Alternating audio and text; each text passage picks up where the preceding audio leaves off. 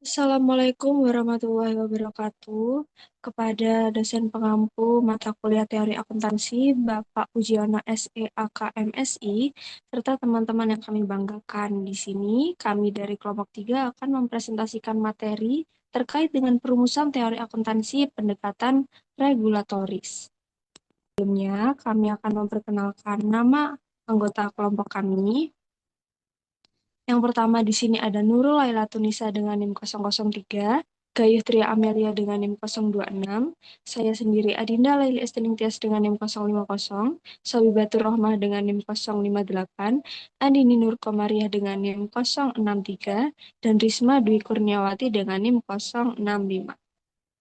Baik, yang pertama yaitu membahas mengenai entitas yang berkepentingan dengan standar akuntansi. Untuk yang pertama itu ada individu dan kantor akuntan publik. Auditor bertanggung jawab memastikan laporan keuangan akurat dan wajar. Dan yang kedua ada American Institute of Certified Public Accounting, yakni organisasi profesional CPA di Amerika Serikat dengan komite teknis Accounting Standard Executive Commit dan Auditing Standard Executive Commit. Yang ketiga ada American Accounting Association, yakni organisasi akademisi akuntansi yang berfokus pada pengembangan teori dan praktik.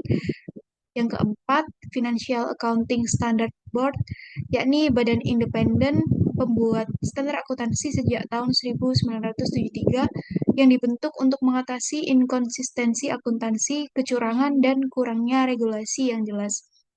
Dan yang terakhir yaitu Securities and Exchange Commission, yakni lembaga pemerintah Amerika Serikat yang mengawasi regulasi sekuritas dan pelaporan keuangan sejak tahun 1934.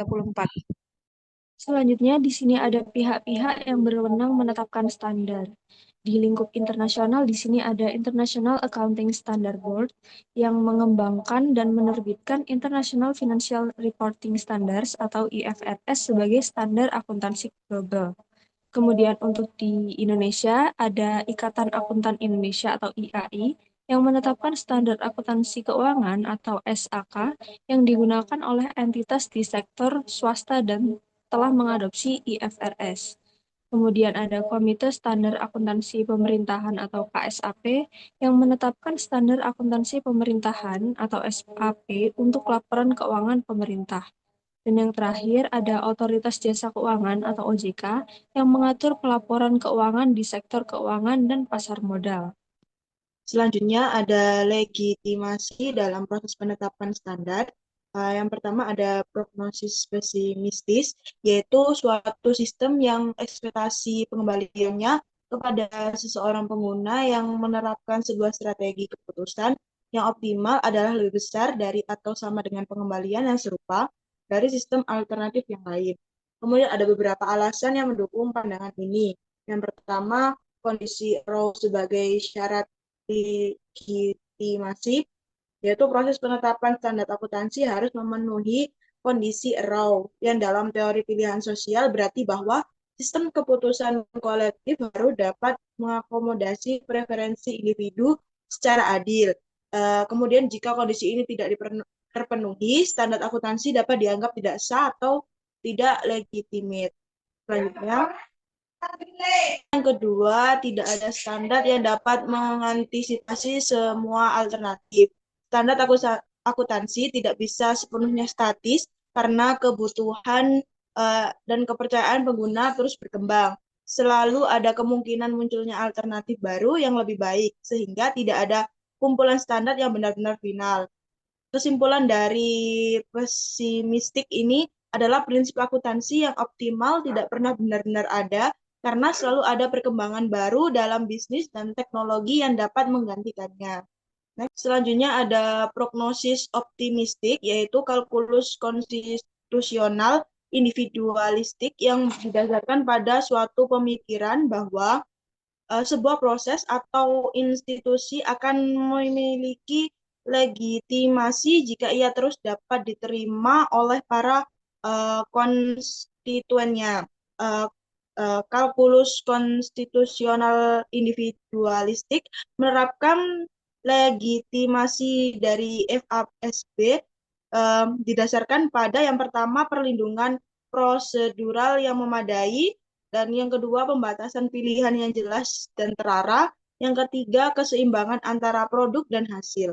Kesimpulan dari optimistik ini, selama proses penetapan standar itu harus bersifat terbuka, adil, dan dapat diterima oleh para pemangku kepentingan. Maka standar tersebut dapat dikatakan legitimate dan dapat terus digunakan secara luas. Baik, ya. Baik, yang selanjutnya yaitu standar akuntansi yang berlebihan atau accounting standard overload. Terjadi ketika terdapat terlalu banyak standar, detail yang berlebihan, dan kurangnya standar yang kaku, sehingga selektivitas dalam penerapan menjadi sulit. Beberapa masalah utama yang diidentifikasi terkait dengan overload standar akuntansi meliputi: 1. Terlalu banyak standar, membuat kepatuhan menjadi sulit bagi perusahaan kecil. Yang kedua, standar yang terlalu detail, yang menyebabkan akuntan lebih fokus pada aturan daripada substansi informasi keuangan. Yang ketiga, kurangnya standar yang kaku yang membuat penerapan standar menjadi subjektif dan sulit dikendalikan. Yang keempat, standar umum yang tidak memperhitungkan perbedaan kebutuhan, yaitu perbedaan antara perusahaan publik dan non-publik, perbedaan antara laporan tahunan dan interim, perbedaan antara perusahaan besar dan kecil, perbedaan antara laporan keuangan yang diaudit dan tidak diaudit. Yang terakhir, pengungkapan yang berlebihan dan pengukuran yang kompleks menyulitkan pemahaman laporan keuangan bagi pengguna awam. Next. Untuk dampak dan solusi standar akuntansi yang berlebihan. Dampak dari overload standar akuntansi yaitu: 1. Akuntan menjadi terlalu sibuk dengan kepatuhan dan kehilangan fokus pada pekerjaan inti mereka. Yang kedua, meningkatnya kegagalan audit akibat kompleksitas regulasi. Yang terakhir, ketidakpatuhan terhadap standar karena aturan yang terlalu banyak dan membingungkan. Untuk solusi yang pernah dipertimbangkan, menurut American Institute of Certified Public Accountant atau ICPA, ada beberapa pendekatan yang dapat digunakan untuk mengatasi kelebihan standar akuntansi, yaitu seperti: 1. Menerapkan 2 set standar GAAP, satu untuk bisnis besar dan satu lagi untuk bisnis kecil. Yang kedua, menyederhanakan penerapan GAAP untuk semua jenis bisnis. Yang terakhir, mengembangkan pengungkapan dan pengukuran yang berbeda berdasarkan ukuran dan jenis perusahaan. Jadi pendekatan ini bertujuan untuk mengurangi kompleksitas dan meningkatkan relevansi informasi akuntansi bagi berbagai jenis perusahaan. Baik, untuk materi selanjutnya yaitu pilihan dalam akuntansi. Yang pertama ada perspektif dalam pilihan akuntansi. Menurut Holthausen, 1990 ada 3 perspektif utama yang menjelaskan alasan dibalik pilihan metode akuntansi. Yang pertama ada perilaku oportunis, yaitu manajer memilih metode akuntansi untuk keuntungan pribadi, misalnya agar memperoleh bonus lebih besar atau mempertahankan posisinya. Kemudian yang kedua ada kontrak efisien, yaitu pilihan akuntansi digunakan untuk meminimalkan biaya keagenan dan meningkatkan efisiensi kontrak antara manajemen dan pemegang saham. Kemudian yang ketiga, perspektif informasi, yaitu metode akuntansi yang dipilih bertujuan untuk memberikan informasi yang lebih relevan bagi investor dan pemangku kepentingan. Next. Yang kedua yaitu konsekuensi ekonomi dari pilihan akuntansi. Teori konsekuensi ekonomi menyatakan bahwa pilihan akuntansi berdampak pada nilai perusahaan dan kesejahteraan pemangku kepentingan. Beberapa faktor yang mempengaruhi pilihan metode akuntansi meliputi: yang pertama, ukuran perusahaan. Perusahaan besar cenderung memilih metode yang menurunkan laba untuk menghindari pajak tinggi. Kemudian, tingkat risiko keuangan. Perusahaan dengan utang tinggi cenderung memilih metode akuntansi yang meningkatkan laba untuk memenuhi perjanjian utang. Kemudian, regulasi pemerintah, yaitu perubahan standar akuntansi, dapat mempengaruhi laporan keuangan perusahaan. Kemudian, yang terakhir, yaitu strategi manajemen laba, yaitu perusahaan dapat memilih metode akuntansi untuk menyesuaikan laba yang dilaporkan demi kepentingan tertentu. Kemudian yang ketiga ada jenis pilihan akuntansi yang umum digunakan.